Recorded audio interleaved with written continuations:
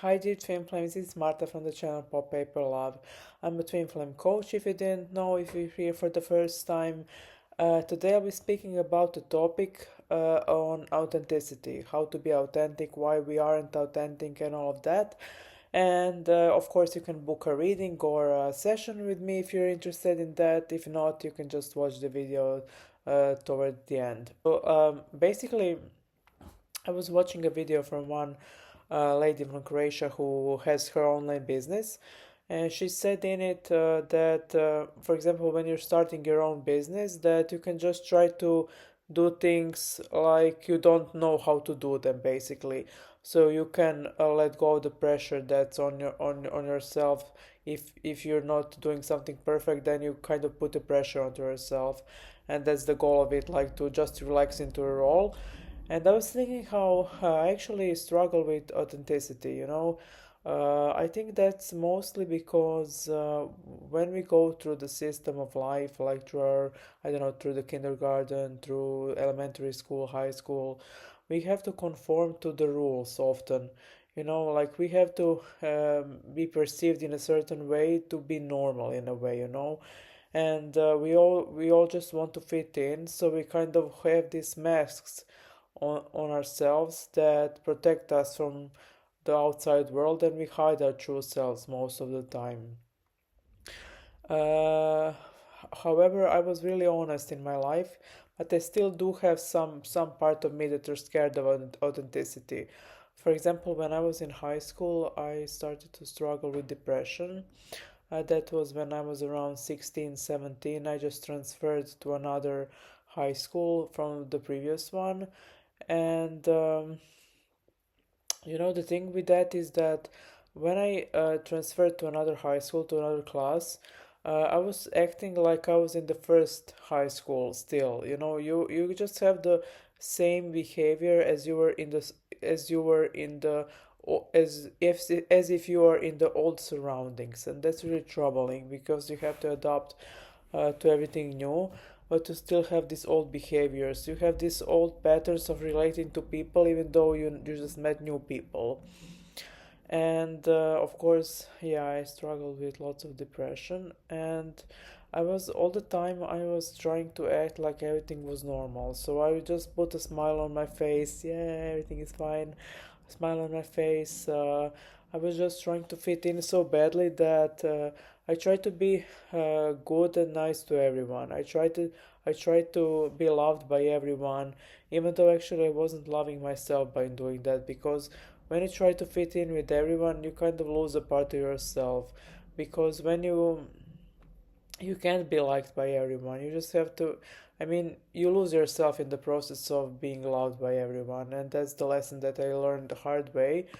Yeah, but I realized after high school that many people in my class were having those masks, and I was reading in a psychology class that it's normal for adolescents for to people to have this like full self presented to the world, and but some people still carry it into their adult lives, and it's really troubling to be yeah, to live from a place of that, because you're never your true self.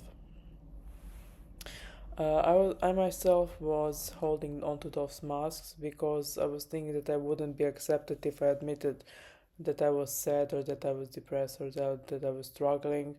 In Croatia, like many people think, yeah, I think it's in the States also, like everyone is smiling all the time, and people kind of expect you to be happy. That's like an expectation for girls, especially, to smile all the time, to be pretty, to be happy. And when you're not like that, like something is wrong. And I just didn't want for someone to notice that something was wrong.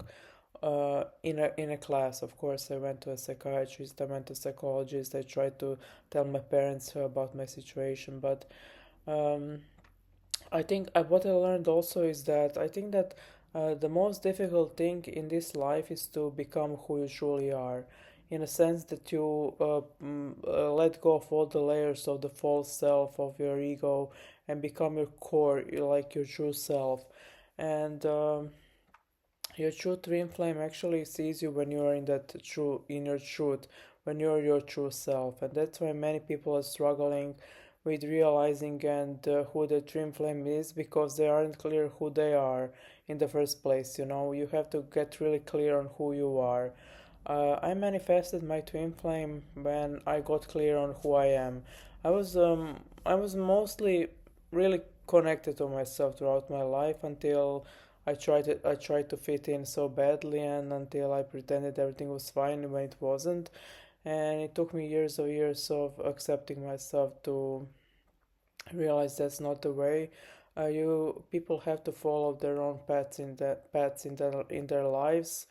um, of course, we have to respect the law. That's why it's there. But in a sense of conforming to the law and doing you can do everything that's in your power to express who you are. I think that's really important today.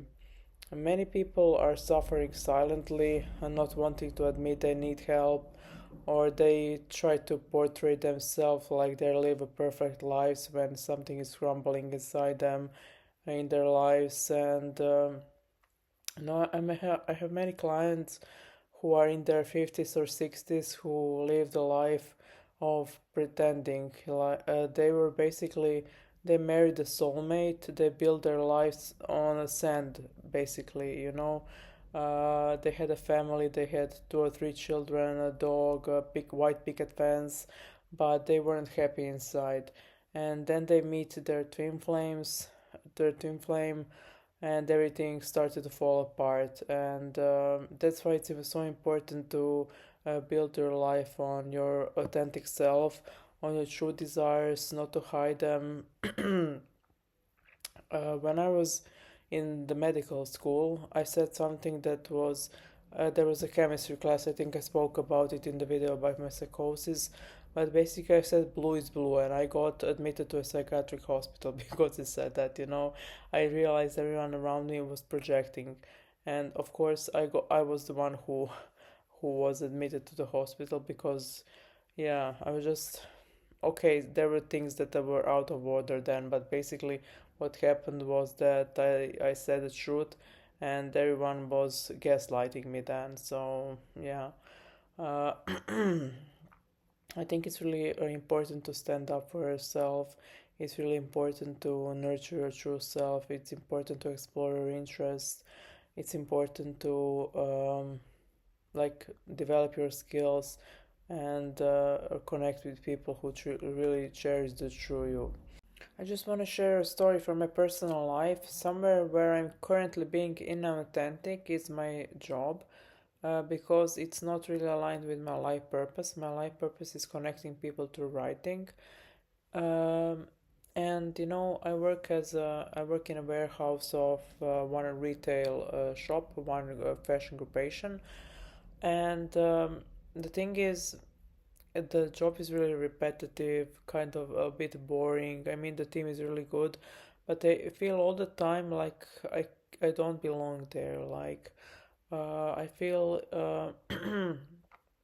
that my passions are somewhere else because they truly are. It feels sometimes that I'm masking who I truly am just to fit in and just to get the paycheck. And since I shared in the last video, I'll be quitting that job really soon, and I'll dedicate myself to my life purpose. So that's a call for you also, and an inspiration to be authentic also, like I'm trying to be, like I'm gonna be. And just, of course, if you have to pay your bills to your work and all of that, if it applies to your situation, then stay there, whatever. But this is just my personal story and reclaiming my authenticity. So thank you for watching, and see you soon.